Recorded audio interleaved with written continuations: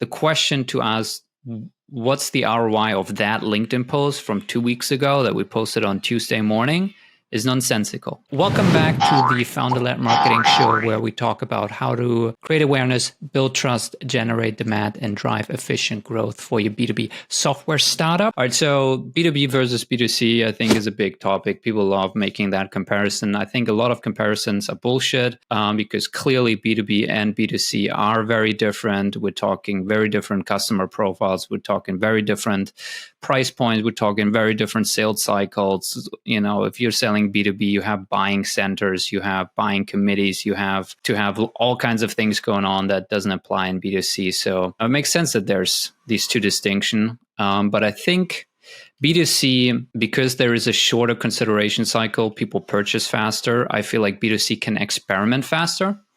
Right? Because if you're running an experiment, a different type of ad, a different type of strategy, you can see much faster whether it's working. In B2B, you might need to wait a full sales cycle to really tell whether it's working, which might be 6 months, it might be 12 months.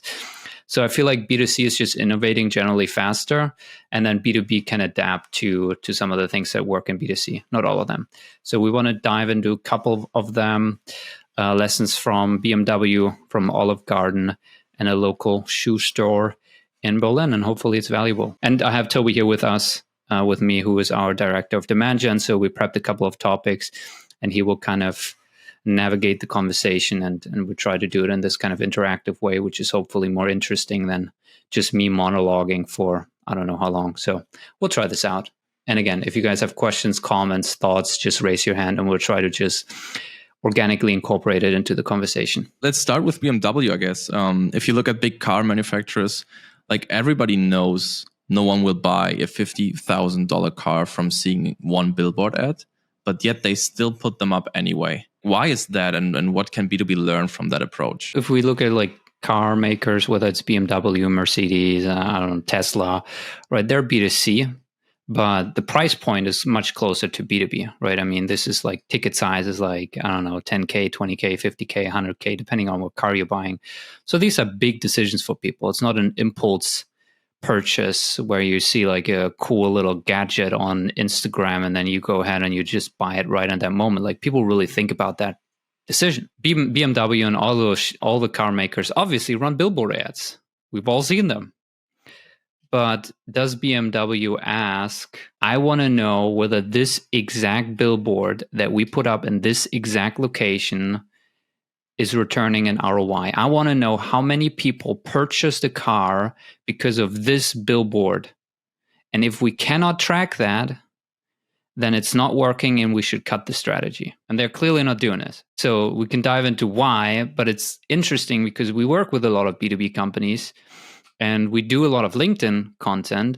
And it is a very regular discussion that companies want to know, how did this one LinkedIn post that we posted on Wednesday at 2 p.m. last week, how many prospects, deals, customers, demos did that one post generate? And we want to know whether that post is ROI positive. And if it's not, then we need to cut the strategy because clearly it's not working. And so I think the reason why BMW runs billboard ads, even though they know that no one buys a car because they saw one billboard ad, they keep running it because they understand a couple of things. One, they understand that these are long consideration cycles, just as in B2B, and that it takes a lot of touch points for someone to be comfortable to buy your car rather than someone else's. And it's not necessarily that one billboard at that street corner that did the job. It's the accumulation of the presence and all the marketing and touch points that eventually move someone to say, you know what, I would really like a BMW instead of a Mercedes. They understand the importance of occupying mind space in their customer's mind, which is just to say that if you only start marketing to a person at the time that they decide, I need to buy a car, you're way too late, right? Because by that time, they already have preferences. They already have a favorite brand. They've already seen lots of things. They've already have friends with conversations and talked about things. So if you start marketing to them at that point, it's way too late. So you need to start marketing way before that point. And you need to stay top of mind so that by the time that someone says, all right, it's time to get a new car, whatever the trigger is, their current car broke down, they just had a new kid and now they need a bigger car, there's some buying trigger, that at that moment you already occupy mind space. And you do that by being present, not just on billboards. They also run TV ads. They also run, cinema pre-rolls. They're also on Instagram and on Facebook and all the social media platforms. And they understand the importance of controlling the narrative, right? Because if BMW is not out there positioning themselves and communicating with people how they want to be perceived and how they want the world to perceive their car and their brand and their products, then someone else will. So they want to be proactive. And you do that, again, not through one billboard in one location. You do that through an accumulation of things. And so I think the same applies to B2B marketing, where the question to ask, what's the ROI of that LinkedIn post from 2 weeks ago that we posted on Tuesday morning, is nonsensical. What you need to rather ask is this accumulation of things, this channel, this program that we're running, helping us occupy mind space in our prospects so that we educate them and build trust and credibility with them long before the buying trigger happens that they need to go ahead and purchase a service or product? And are we out there controlling the narrative about who we are and what we do and what our product does and how we're different from all the alternatives and competitors on the market? Right. And so it's an accumulation of things that we need to understand programs on, and not, the ROI of a single LinkedIn post. I guess none of the customers buying from BMW walk into the store and be like, oh, by the way, I saw that billboard ad, so that's why I converted, right? Yeah. But for your content, as you said in the beginning, like ideally you would want that. But is there a way to somewhat get closer to that to know that your social media efforts are working and paying off? Yeah, I mean, I want to say one thing to that. I think it's exactly right. Like, no one walks into a BMW car dealer and it's like, I saw this like one billboard that you were running there, and here I am paying $30,000 on a car. Just as a B2B solution, like, no one's going to purchase your enterprise software because they saw like this one LinkedIn post, even if it was amazing. What they're actually going to tell you is, I've been seeing your ads everywhere. I love the brand. I love the product. I love how you guys focus on the engineering aspects. I love the design. I've been following BMW since forever. My dad was a BMW driver, and now like I got a new job. I'm making more money. So I've always dreamed about getting a BMW, and here I am buying one. I know this for our customers, right? Like, we sell a service that's, $30K, and now we're kind of in the $60K range. And so like I get people who say, yeah, I've been following you for 6 months on LinkedIn, like really love the content that you put out. I've been seeing you out there, so it's again, the accumulation of things, because that's what builds the credibility, the trust, the authority, the everything. Now, to actually know what worked, right? You can do self-reported attribution. So you just ask people, how did they hear about us? And they will tell you things like, oh, I've been following on LinkedIn for 6 months. Oh, like I saw this post, which got me curious. And then I kind of went down the rabbit hole. I binge listened to a bunch of your podcast episodes, etc. Right. So there might be a trigger that then it's again an accumulation. So there's just the qualitative, just asking people, how did they hear about you? Let's talk about how restaurants like Olive Garden are approaching their way to marketing, how they're treating their prospects, and how, we're in B2B marketing should maybe look at that and learn from it. So we kind of just picked Olive Garden as an example of a restaurant. I think same applies to all restaurants. But when we think about how does a restaurant do marketing, the number one step is to make people aware that you exist. Right? People need to know that there's now a new Georgian restaurant or a Chinese restaurant in the neighborhood. Because if they don't know, no one can come. Right? And so that might either just be, storefront, like you just wait for people to walk by, or you might run some like billboard ads or flyers or Instagram ads that are very localized to let people know that you exist. And then what do? They provide all kinds of information online so that people can make an independent decision on whether they want to eat there. So they upload their menu, so you can already check out what are the different meals and dishes that they have. They have prices, so you can get an idea of like what you would be paying for a dinner. They have pictures of the food, so you can get an idea of what a steak or whatever they're going to sell looks like. They have pictures of the inside and outside of the restaurant, so you can get an idea of the vibe and the feeling and the ambience of the place. And then they have, hopefully, if they've, been around for a couple of days or a couple of weeks, they have customer reviews. They have actual people who ate actual food there tell and say what they thought about it, how it was. And then they wait people to just show up, right? They wait for people to walk in the door and say, hey, I would like to sit down and have a meal, or to call them up and say, hey, I saw you guys. I would like to book a table for 4 for next Thursday. What do B2B companies do? They make people aware that they exist. Then they intentionally don't put out all the information that people need to make an informed buying decision. They don't put out their pricing. They might not really have any reviews or customers' case studies. Ideally, they have some of them. Oftentimes, they're like anonymized testimonials with like VP at a financial services company, and like no one can validate whether that's a real person. It's often hard to figure out like exactly what they sell or how they package it, because they want people to book a demo and have a call with their salespeople, because they want the salespeople to first prove value before they show price, right? And they do put out all kinds of information, and then they collect intent data and do outbound based on that, right? So like if we think about the restaurant, this is like the equivalent of the restaurant putting up their menu and their price list and pictures of their ambience and what it looks like inside, and then they track who opens the menu or who downloads the menu.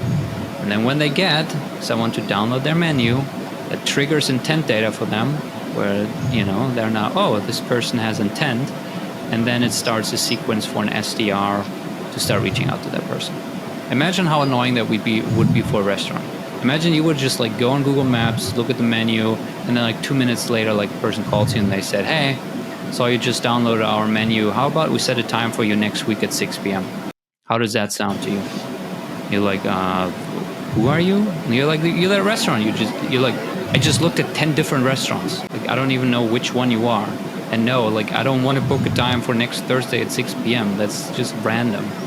And then they send you emails and another email. And they're like, hey, we saw that you were interested in our menu, in our food menu. Here's our drink menu. It just would be annoying. Why? Because you're not stupid.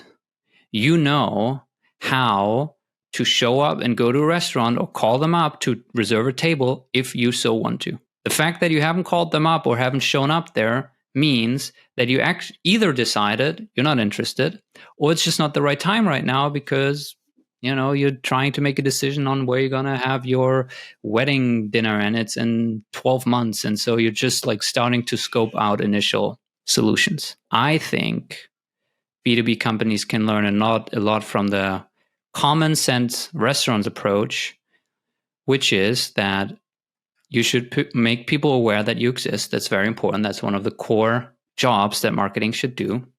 And then you should provide all the information that your buyers want to know about to be able to make an informed buying decision, which means you have content around your pricing and your packages as how it works. You have content around case studies and customer success stories with actual people in there, ideally videos that people can validate with real people who have a real LinkedIn profile. Or you have a G2, page where people can see real reviews from real people. You have content that explains how your product works and how the onboarding works and who they will be working with and how long onboarding takes and what the experience is, so that they can make an informed decision. And then, yes, we're talking B2B, so it's complex solutions. So you will not be able to communicate every little detail, and that's fine.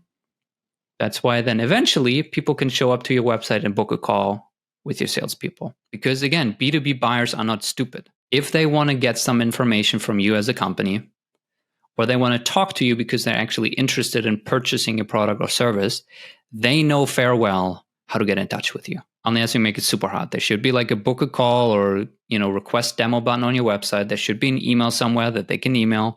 There should be a LinkedIn profile that they can message. They can pick their most preferred method, and everyone has their difference. Instead of making it hard for people to make a buying decision because you want to force them into a sales conversation. And then when you get any kind of intent data because they downloaded one of your ebooks or your checklist or went to your pricing page once, that you now start blasting them with outbound activity, cold calls and cold emails, trying to force them into a meeting. I think it just turns people off, right? I mean, imagine that restaurant, like, sorry, but I'm definitely not going to your restaurant anymore if that's your approach. I don't think all outbound activity is bad, right? Like what I just said almost makes it seem like all outbound is bad. But I think there is a way to do it that's actually customer centric. When we think about the restaurant, right? We look at the menu on Google Maps or whatever, we read some reviews. No one calls us up because we can just show up.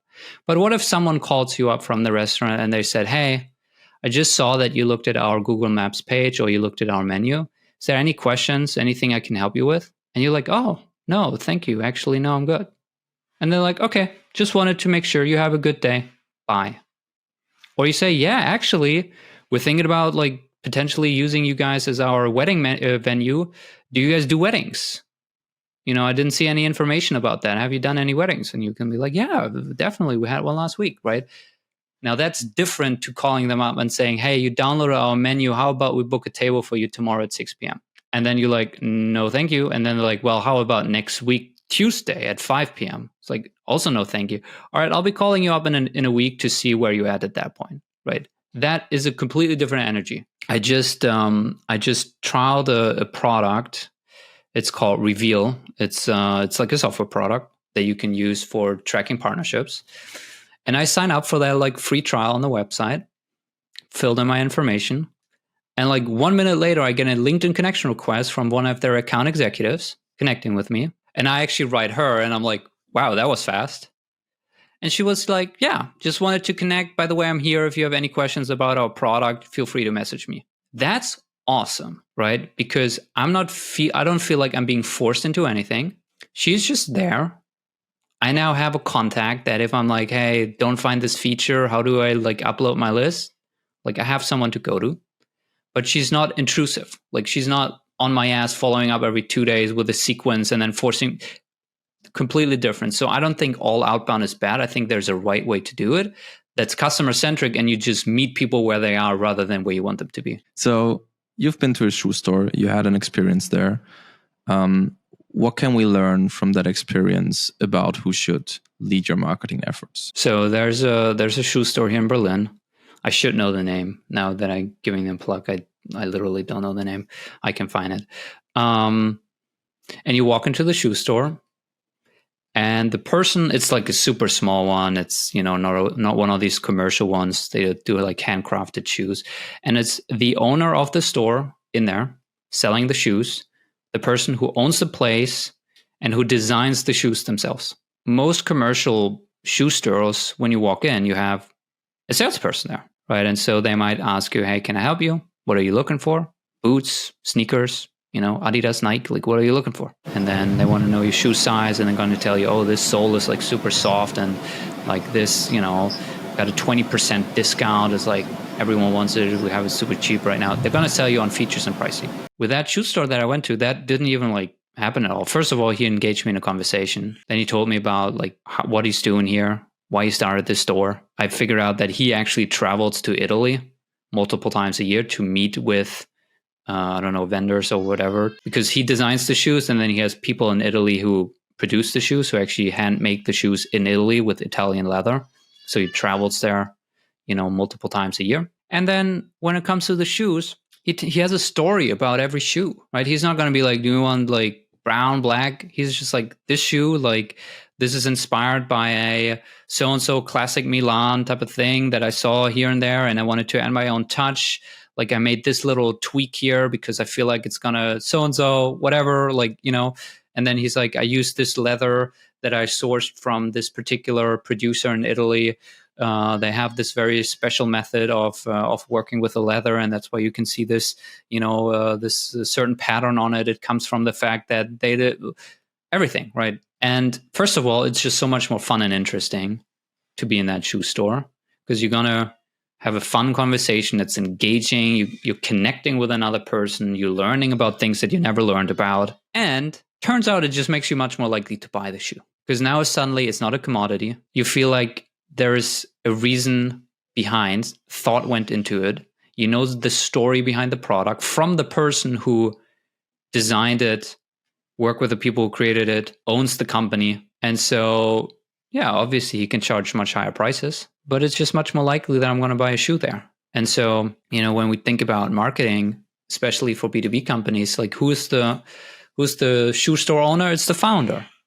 It's the person who started the company. And they have amazing stories to tell around why they started the company, how they started the company, what gap they saw in the market, why they created the product or service in this way, what thought went behind it, what trade-offs they made, what philosophy and approach they have to this. And it's unique to them.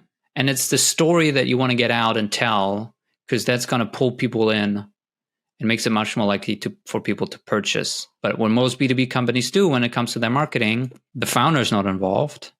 The CEO might be involved in sales. They might be, getting involved in deals. They might be involved in product. They might be involved in HR and hiring. They might be a technical person, CTO, involved in actually building the product. But very rarely you find a founder who they themselves get their hands dirty and get involved in the marketing. It's usually a content writer, a content marketer, an SEO specialist who creates the content. And so it's going to be generic. It's going to be surface level. It's going to be impersonal. There's not going to be any story. It's going to be selling me on the features and the price rather than the story and the reason and the philosophy and the approach behind it. And so I think B2B companies can learn a lot from that. And I think a lot of the great B2B companies actually use this approach. I mean, we did our last podcast was exactly around, SaaStr, Founder Path, Refine Labs. They're all examples of companies using founder-led marketing where they have a founder out there evangelizing their brand and their product and what they do and how they do it, educating people, sharing expertise and insights. They don't do everything. Obviously, they have a team that supports them on the back end. They're not uploading every video to YouTube themselves and cutting up the podcast themselves, right? They have a team for that, but it's their voice out there. It's their insights. It's their stories. It's their that personal touch that they can imbue on things. And then they have people who can support them, like chop it up and edit it and format it and distribute it and upload it and all this like nitty gritty stuff. But it's them pushing that narrative. And I think it just hits very differently. Yeah, I think especially if you think about the shoe store, right? Let's say like the business is working like super good and he opens like several shoe stores in Berlin or maybe, like one in Hamburg and one in New York or whatever. Like he can't be there in every store talking to every customer. And therefore, I guess once you grow, it makes a lot of sense to, go to the next stage from what he was basically doing was founder-led sales, right? Into founder-led marketing to scale that message. So a lot more customers or prospects can actually see and hear the story. Yeah, that's a great example because in this case with the shoe store, it's actually founder-led sales, right? It's the shoe maker in the store selling the shoes.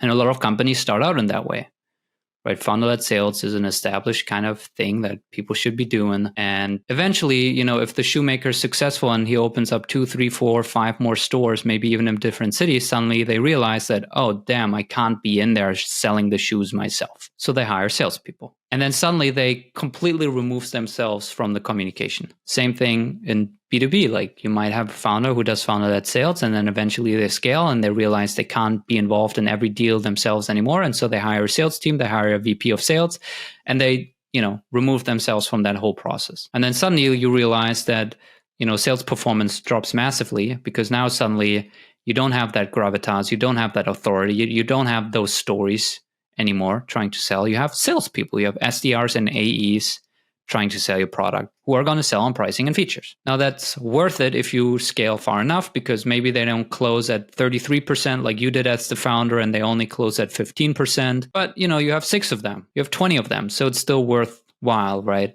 But I think that what you should be doing is to scale yourself as the founder, right? You cannot get involved in every deal, but you can provide a lot of air cover to your sales team by duplicating yourself through marketing, which is essentially scaled messaging, right? It's a video, it's a podcast, it's a blog post. All of that is scaled, right? Because you can record that podcast once, you can record that video once, and then it can be seen and watched and consumed and distributed hundreds, thousands of times, right? And so instead of going from founder-led sales to completely removing yourself, transitioning from founder-led sales into founder-led marketing is a scaled approach when you now have salespeople in your shoe store selling those shoes, but maybe there's quotes of you, or maybe there's a little booklet that you wrote around why you started this shoe store, or maybe there's like underneath every shoe, there's like a little write-up that you created yourself, that you wrote up around why you created the shoe and what the inspiration was,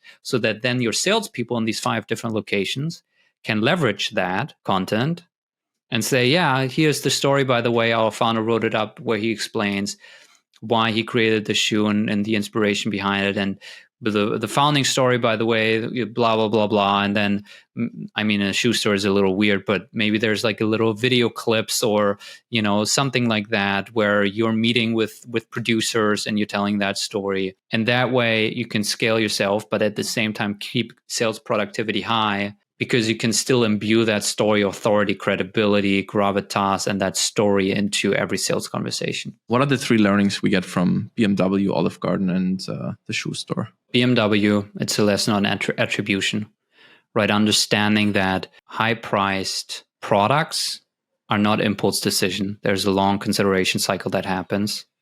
So it's nonsensical to ask, did that one LinkedIn post, did that one podcast episode, did that one blog post convert someone to buy our 50K ACV software product? And rather to understand on a program channel level that it's about occupying mind space, so that we're top of mind with prospects before they get into the buying cycle, and to understand the importance of controlling the narrative around our product and who we are and what we do and what we stand for, rather than waiting for people to make that decision themselves. Olive Garden or restaurant, it's around allowing the buyer to follow their own, meeting the buyer where they are rather than where we want them to be. To make them aware that we exist, that's very important. That's what a core thing that marketing should be doing. And then to enable them to make an informed buying decision by providing them with information around who we are, what we do, why we created this, the pricing, our product features, the benefits, case studies, testimonials, all of that out there transparently so they can consume it and inform them, and then make it easy for them to get in touch with us, right? To not have some form on the website that you need to fill out and then it takes like 3 days for an SDR to reach out to you. No, there should be a calendar booking page where you can pick a time today on that company's calendar if you do want to do that. And then for the shoe store, it's to understand the importance of founder-led marketing, to understand the importance of storytelling when it comes to selling products, and to find out a way to scale beyond founder-led sales and to imbue that story into your messaging and marketing, and don't just have your content writers and SEO specialists create all your content. Cool. Thank you for joining, Jacob. We're doing this every week, not necessarily always on LinkedIn audio. Sometimes it's a LinkedIn live, but we also do it on like a video call. So we're doing this every week at the same time. Cool. All right. Enjoy the rest of you're in Poland, so evening. All right. I'm gonna end this here, and for all.